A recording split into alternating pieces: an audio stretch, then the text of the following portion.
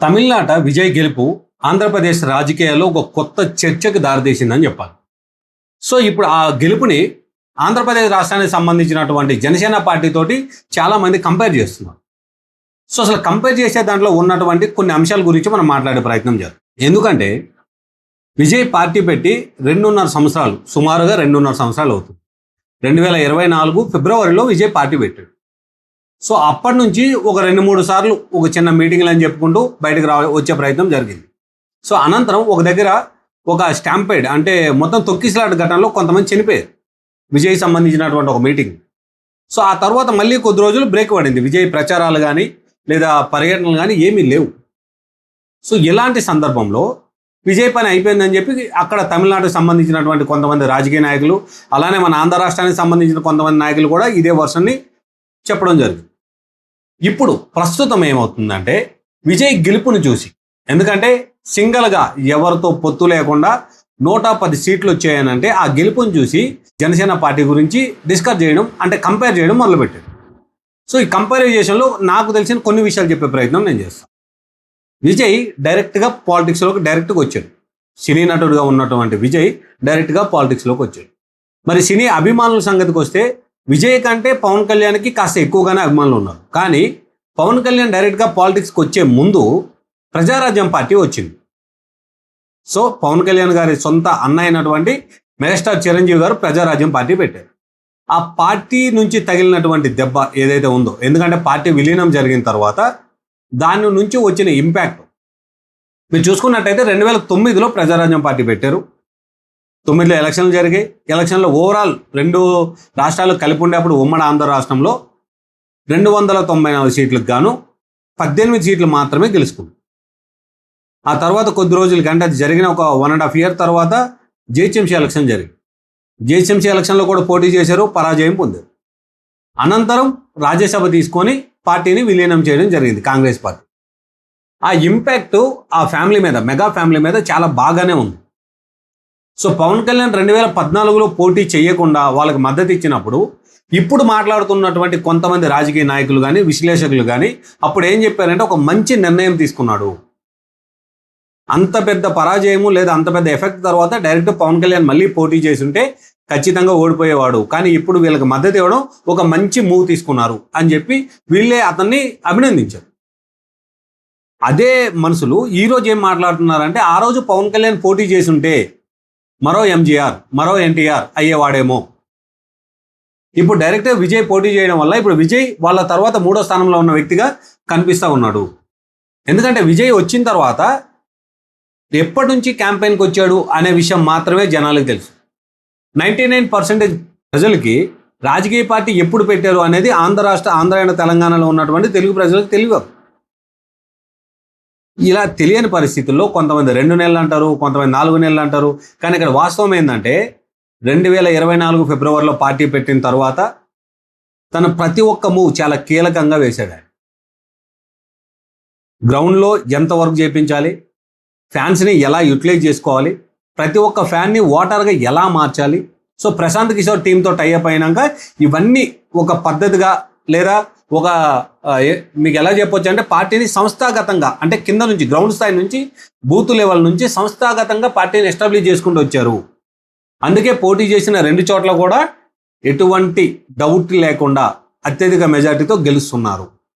పవన్ కళ్యాణ్ 2 చోట్ల ఓడిపోయాడు. ఈ అంశం గురించి కూడా మాట్లాడుతుంది. సో పవన్ కళ్యాణ్ 2 చోట్ల ఓడిపోవడానికి ఇప్పుడు విజయ్కి చాలా తేడా ఉంది. కానీ వన్ సైడ్ మాట్లాడే వాళ్ళ గురించి అయితే నేను ఏం చెప్పలేను.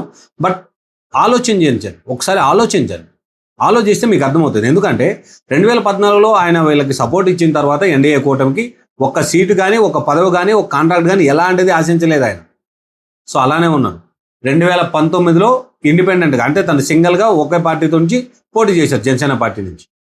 జనసేన పార్టీ నుంచి పోటీ చేసినప్పుడు సేమ్ ఇప్పుడు విజయ్ ఎలా అయితే కార్మికులకి, కర్షకులకి, ఆయన దగ్గర పనిచేస్తున్న వ్యక్తులకి ఎలా అయితే సీట్లు ఇచ్చారో పవన్ కళ్యాణ్ కూడా ఆయనని నమ్ముకొని ఉద్యోగాలు వదిలేసి లేదా ఆయన అభిమానులు అనుకొని చెప్పుకుంటూ తిరిగిన చాలామంది సీట్లు ఇచ్చారు. ఎమ్మెల్యే పదవి లేదా ఎమ్మెల్యేగా మనం నామినేషన్ వేయాలి అంటేనే భయపడినటువంటి చాలామంది యువత ఆ రోజు బీఫామ్ తీసుకొని ధైర్యంగా నామినేషన్ వేశారు. సో అలాంటి యువత ఆ రోజు టీడీపీ ఓటమికి ఎంతో కారణమయ్యారు. అలాంటి పవన్ కళ్యాణ్ గురించి ఇప్పుడు మీరు కంపేర్ చేస్తూ మాట్లాడడం అనేది మేబీ ఇట్స్ ఏ అది గుడ్ థింగ్ అనేది నేను అనుకోవట్లేదు. ఎందుకు అని అంటే ఆంధ్ర రాష్ట్ర రాజకీయాల్లో ప్రతిరోజు కూడా ఒక డిఫరెంట్ స్ట్రాటజీ మీద వెళ్తుంది. మీరు ద్రవిడ రాజకీయాలు అంటే తమిళనాడుకు సంబంధించినటువంటి రాజకీయాలకి ఆంధ్ర రాష్ట్రానికి సంబంధించిన రాజకీయాలు చూసుకుంటే తమిళనాడులో ఎప్పుడు కూడా ఒక 5 ఏళ్ళు ఒక పార్టీ ఉందంటే నెక్స్ట్ 5 ఏళ్ళకి పార్టీ ఖచ్చితంగా మారుతుంది.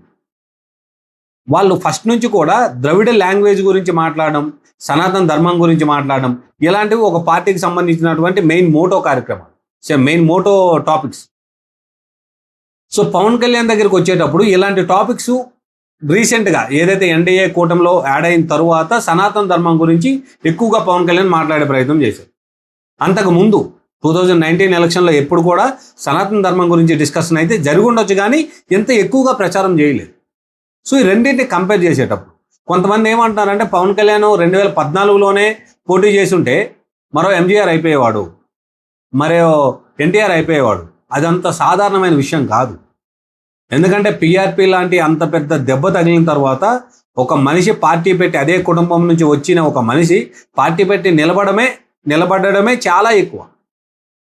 సో అప్పుడు ఇట్లా ఇండివిజువల్గా వెళ్ళి పోటీ చేసేస్తావని అనుకుంటే కొద్ది రోజులకే కనుమరుగైపోయిన పరిస్థితి ఉండేనేమో.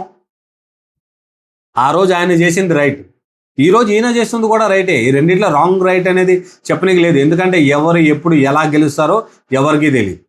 కానీ విజయ్ పార్టీకి జనసేన పార్టీకి కంపేర్ చేసినప్పుడు నాకు అనిపించిన కొన్ని అంశాలు ఏంటంటే 2 సంవత్సరాలుగా విజయ్ పబ్లిక్గా కొన్ని మీటింగ్లు పెట్టకపోయినప్పటికీ, ఎందుకంటే ఒకటి రెండు మీటింగుల్లో ఈ పెద్ద పెద్ద ఇష్యూస్ జరగడము, మనుషులు చనిపోవడము ఇలాంటివి జరిగేటప్పుడు పార్టీని ఎలా ఎస్టాబ్లిష్ చేయాలి అనే ఒక థాట్ తోటి ప్రశాంత్ కిషోర్ని టైప్ అవ్వడం, ఆయనతోటి గ్రౌండ్ లెవెల్లో వర్క్ చేయించడం, ప్రతి నియోజకవర్గం నుంచి సుమారుగా వాళ్ళు 180 నియోజకవర్గాల్లో ఖచ్చితంగా గెలవాలి అనే స్టాండర్డ్ తోటి దిగారు. కొన్ని వేల కోట్లు ఖర్చు పెట్టారు. మరి జనసేన పార్టీ ఎక్కడైనా ఖర్చు పెట్టిందా? 2019లో ఓటుకు నోటు, అసలు ఎక్కడ కూడా ఒక్క నోటు కూడా ఇచ్చి ఓటుకున్న పరిస్థితి అయితే లేదు. కానీ తమిళనాడు రాజకీయాలు అలానే ఉన్నాయా? పవన్ కళ్యాణ్ ప్రతి స్టేజ్ మీటింగ్లో కూడా ఆయన చెప్పారు 0 బడ్జెట్ పాలిటిక్స్ నేను చేస్తాను అని చెప్పి. మరి విజయ్ ఎక్కడైనా మాట్లాడారా? పవన్ కళ్యాణ్ చేసినటువంటి కార్యక్రమాల్ని విజయ్ కాపీ చేస్తూ ప్రచారం చేశారనేవి కూడా సోషల్ మీడియాలో వైరల్ అయ్యాయి. మనం అవన్నీ కూడా చూసినాం. ఇలాంటి పరిస్థితుల మధ్య విజయ్ ఈరోజు గెలవడం చాలా అభినందనీయం. కాకపోతే కంపేర్ చేసిన విషయంలో మాత్రం ఖచ్చితంగా అబ్జర్వ్ చేయాల్సిన విషయాలు ఇవన్నీ ఉన్నాయి. ఎన్టీఆర్ వచ్చేటప్పుడు ఆయన తీసుకున్న స్టాండు 1983లో ఆయన తీసుకున్న స్టాండు, ఆయన గెలిచిన పందా, అవన్నీ ఆయన టైంలో వర్కౌట్ అయ్యాయి. తర్వాత టెక్నాలజీ పెరిగింది, మనుషులు ఎవ్రీడే వాళ్ళు ఆలోచించే పద్ధతులు మారాయి. సో ఇప్పుడు మనం ఆలోచిస్తున్నట్టుగా మన నెక్స్ట్ జనరేషన్ వాళ్ళు ఆలోచిస్తారా? 1980s బ్యాచ్కి 1990s బ్యాచ్కి జెన్జీస్కి ఉన్న వేరియేషన్ మీ అందరికి అర్థమవుతుంది.